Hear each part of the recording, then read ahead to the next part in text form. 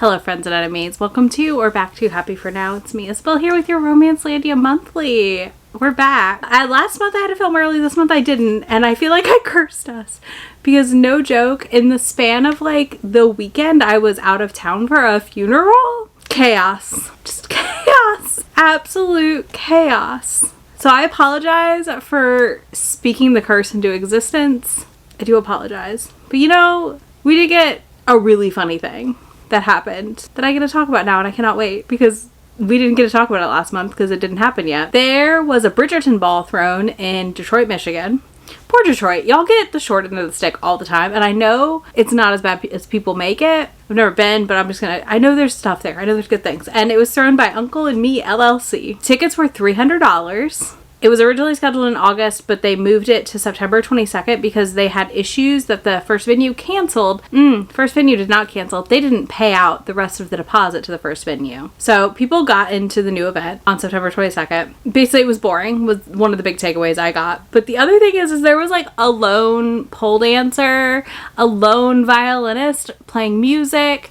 There was a buffet, but food ran out after an hour and there was no one like clearing plates off these tables or anything. People were just sitting there on their phones. Backdrops and decor were more than lackluster. There was literally like a photo backdrop print of a floral wall that looked real bad. These interesting chairs that were fine, but again, no like solid backdrop behind them, so what's the point? Apparently you couldn't get your photos if you didn't have like an iPhone and could airdrop. They also promised a cash prize to the best dressed and that they would pick a diamond of the ball. Neither of those things happened.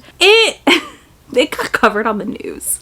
So I just feel like, once again, I'm going to tell people the thing I always say about events and stuff. Use caution when you go to events. Is it more money than you're willing to lose if it's crappy? Keep that in mind. That is my mindset with every event I go to.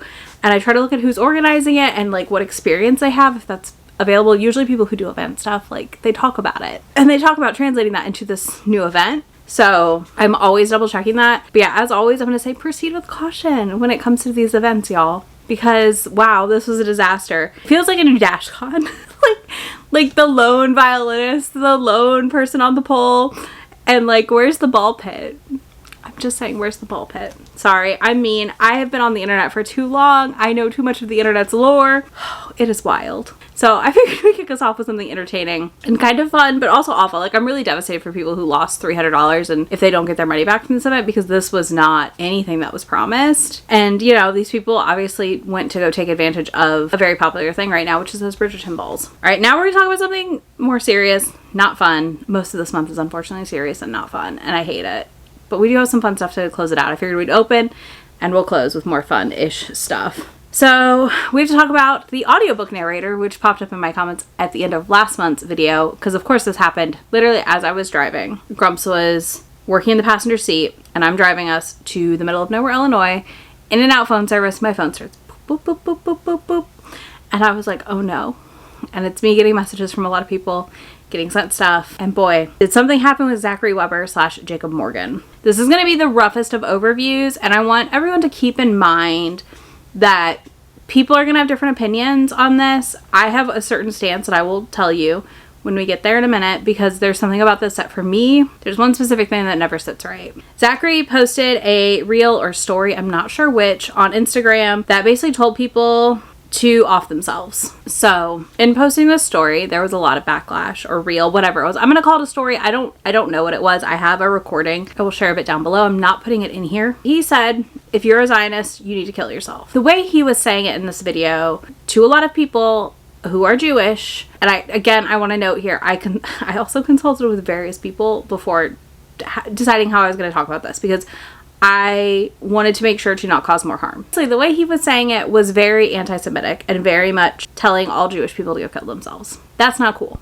That is actually anti-Semitic. So many Jewish readers and authors have called out how this video was him disguising his anti-Semitism in the defense of being pro-Palestine. You can be pro-Palestine and not be anti-Semitic. People do cross the line. We've seen it happen throughout this entire conflict. So I don't know. And I want to note the specific stereotype here happening for anti-Semitism on this, because some people may be confused about that, is that basically he's making Jewish people into a monolith. And we all know no one is a monolith. and that they have no loyalty to where they are living currently, and that only have loyalty to a foreign power, which means they can't be trusted. And then this turns into this whole like dehumanization of Jewish people, which is a road we don't need to go down again at all in this world. Please and thank you. In response to what he said, Quinn removed him from their service where they read like spicy scenes to you. It's like audio erotica. Many people are now not supporting him for the statements he made. He did post a big apology on Facebook, which I'm gonna put up here with like some music under it so you guys can read it.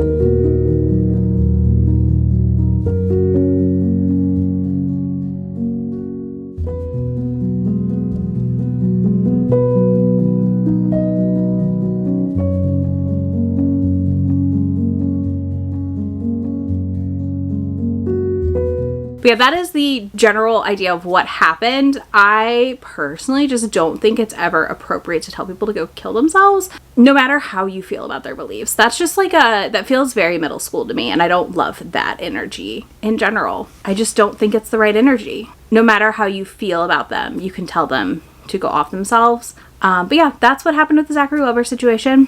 Take that for what you will. I think if you talk to your Jewish friends, you'll get a better idea of what the problem is here. That is personally what I did, because I wanted to make sure I fully understood what made this anti-Semitic and what the issue was, because I'm not Jewish, I don't know.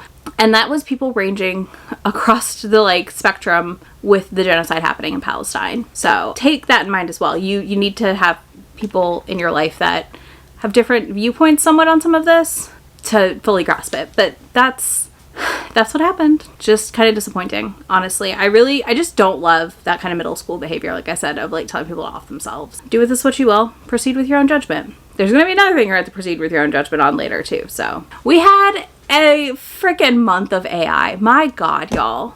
I need it to not, but we can't escape it. It's just constant. So Jolie Vines on TikTok, all of her content is AI. It seems like, okay, like I'd gotten one on my feed and I was like, this looks funky. Like I didn't click that it was AI in my head, but I was like, this is funky. I don't like this.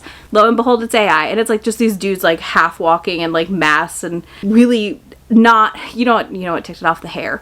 The hair was not hairing right to be a normal human's video to promote her books. She's been in like the top 20 Amazon store, okay? And then Massery also was using AI to promote her books. She did pull all of hers down after people started calling her out, so I'm happy to see that, because I have some of her books on my TBR and I was like, well, I might read what I own, and then after that we're outie. Like, we're done. But it's interesting to see. I do think we're going to see a rise in authors using AI video and stuff like that to promote their books, and we're going to have to, as readers, if we care about that, watch for it. Next, we have the real AI scandal, which is Lauren Biel. My God. I gotta get a sip of my Diet Coke first.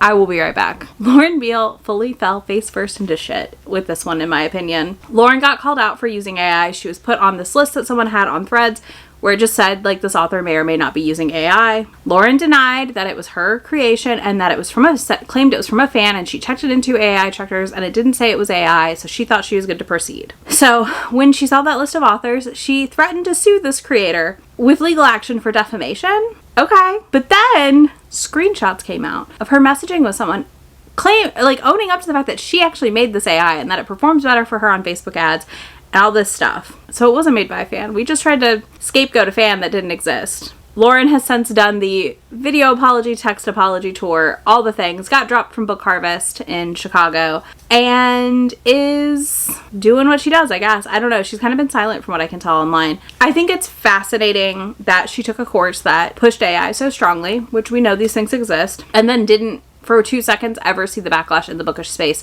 around AI and what it's doing. But also, like, would probably cry because her book got scraped for AI. So y'all, I don't know. She wasn't an author I've ever read anyways, but I just think it's really such an interesting move to go to lengths to deny it, then have to own up to it, and just kind of look even worse at the end of the day, because if you would have just owned it in the first place, it probably wouldn't look so bad. Then, on the AI discussion, Penguin is adding a Do Not Scrape for AI page to their books. So that's interesting. And then last but not least, on the other part of the AI discussion, we have K.A. Tucker. She made a giant Facebook post that her book had been plagiarized by another book. And that book that it plagiarized, so it plagiarized her book and then stole a cover from a different book, for a special edition of that book. She has worked with her publishing team and agent and stuff, and they've gotten it pulled off Amazon. But absolutely fascinating that another reader found it, which is not surprising. Because I feel like as readers, we would read a thing, and then if, a couple books later, you read something really similar or that was almost identical, it would stand out to you, especially with writing styles. So I just think that's fascinating. I'll link to the whole story down below for y'all on that one. The Queen of Booktok's back. The Queen of Booktok's back at it. She, as in Kira Lewis, who, harassed the Seattle Kraken players from the side of the stadium, and then denied that she was sexually harassing them, has harassed country music stars prior to this. All these things. She's not a great person. Reading from a TERF author in 2024, proudly getting people to pick up this series, was on the Kelly Clarkson show and called by Kelly Clarkson the high school superlative that she has, the Queen of Booktok. One online community known as Booktok even has its own queen. Meet Kira Lewis. That she crowned herself. There is no queen. There is no queen of any bookish space, because the bookish space is so wide and varied. But I just love the high school superlative energy I'm getting from all of this now. So Kelly Clarkson had to say that on TV. That was awkward. That felt funny. And then they talked about romantasy being new. It's not. Romantasy is not new. It's just a new term for romantic fantasy. It's the same thing. It's existed, y'all. And then they promoted Fourth Wing, which seems like a weird pick. Somebody did float the theory that perhaps she was paid to promote Fourth Wing / they paid to bring her on to talk about it. But Kira had a bit of a meltdown for the call-outs that happened, and then told people she wants to be the Oprah Winfrey of her generation. And I was like, okay, good luck. Because good luck. That's all I got. Good luck. That was fascinating. It was also fascinating to watch white women defend her in black women's comments. And I gotta say, that for me is always a big red flag. If you're getting only defended by white women predominantly, I'm concerned. I'm just saying. Then another event, fun time. Mystic Nights happened in Monroe, Georgia. And I don't know. This is weird. I don't know how, this is what's weird to me. This event was held in a slave trade building. And let me tell you something. I'm a Southerner at this point in my life. I've lived in the South longer than I have not. I deeply, deeply hate the stereotypes we get down here. But there is one thing I will tell you, that any of us down here who do care, look into information on it and venues, okay? We check it, right? We see, is this a questionable location? Is this perhaps a place that slave trading happened? I love going to Charleston. It's beautiful. But you also have to recognize the deep and awful history of Charleston when you go, and also seek out the Gullah Geechee people, and there are things you have to do, in my opinion, to deeply appreciate parts of the South, but also go see things that are ugly and awful and terrible, because we should never go back there. But here we are. So, I hate how many buildings in the South have been turned into things like this, wedding venues, etc. I think it's awful. But I just know you always have to background check a place.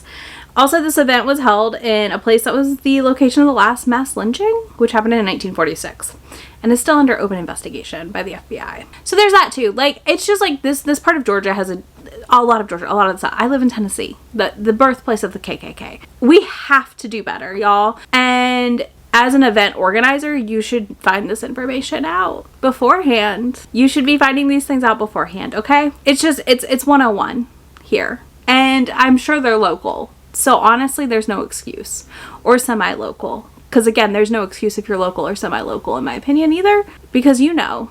And if you don't pay attention, I guess. I don't really know how you wouldn't know some of these things, though, to be honest with you. Because, it's obvious. I don't know how else to put it, but to say it's obvious. On to another not fun one. Again, I'm telling y'all, this month was... And I jinxed us, because I had the thought the other day, I was like, it's been quiet.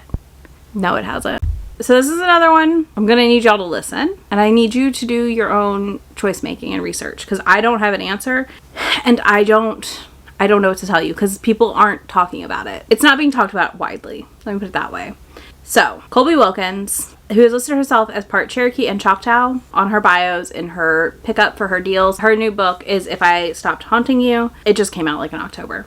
The Tribal Alliance Against Frauds has done research into Colby's family via genealogy and claims that her identity is false and is mistaken because they are tracing the wrong person with the same name, basically. Potentially. The Tribal Alliance Against Frauds is not endorsed, from what I can tell, by any tribe. So there's that. But also, I think this is a situation where it could be a family story that was told. This happens a lot. Colby's family is from Oklahoma. That is a region of the country that is packed full of those kinds of stories that aren't real or verified. I am going to share below a thread from Danica Neva talking about this. I think she links to some really fantastic resources, including a PBS little like short that's 11 minutes about like who gets to be Native. There's a link to a thing about like the Cherokee group's stance on things like this. I think you got to go form your own opinion. I really don't know what to tell you here. Colby Wilkins so far is filming this on the 24th of October, has not said anything. There's nothing there. The tribes she claims to be part of have not said anything either, and I don't know that they will. I don't know that we can, you know, demand that of anyone. I also want to say, like, go watch things, go learn about things, but also don't harass anyone you know to get their opinion on it. Like, let them share that if they want to. This can be a really hard thing to have happen. So that's why I'm saying, like, you need to do your research, you need to make your decisions, and do what you feel is fit. And again, I'd also like to remind everyone you cannot assume identities based on looks, because I've seen a lot of that going around as well, which is really harmful, not to the person you're saying that about, but to the people you're friends with who have been denied their identities based on being too white passing and other things like that. So just please be cautious with how you talk about this stuff. So there's that. I'm really sad because I have the first book in this series and actually the second book. I don't know my plan yet. I will tell you that. I don't know my plan yet. I have not decided any way or the other on how or what I want to do with reading those books, if I'm going to or not. So again, sometimes even I don't know what my answer is yet to a situation. All right, let's end this with some fun news. I've got 2 more fun things for y'all. First up, Kennedy Ryan was named part of Ebony Magazine's Power 100 list. Go Kennedy! I'm so excited and happy for you. Kennedy Ryan, as always, deserves every bit of acclaim and love, because I have never seen someone get pushed up so high onto this pedestal of fantasticness that also is reaching down constantly. And I just see her calling out to like these other amazing indie authors and things like that. And I love it. It makes me so happy to see that happen. I think we so often just see people that get lifted up to these platforms that don't ever look back and like help others. And that will never be Kennedy. She's such a fantastic person. She also gives great hugs. Then the other good news is, or exciting, interesting news, is Harlequin is teaming up with a production company to make movies and TV series. So I'm very curious to see what this leads to. Maybe we'll get some fun Harlequin type movies. That would be really fun, I think. I definitely think there's a lot of potential in some of their books for that sort of format. So we'll see what happens. That is everything for October, hopefully. Knock it on some wood, y'all.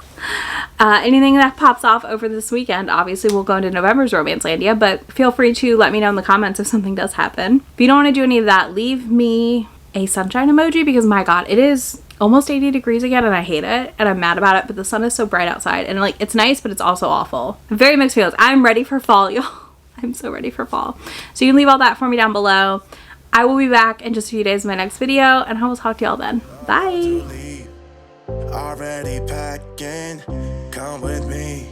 I'm not really asking. We'll get away to a place where we don't know.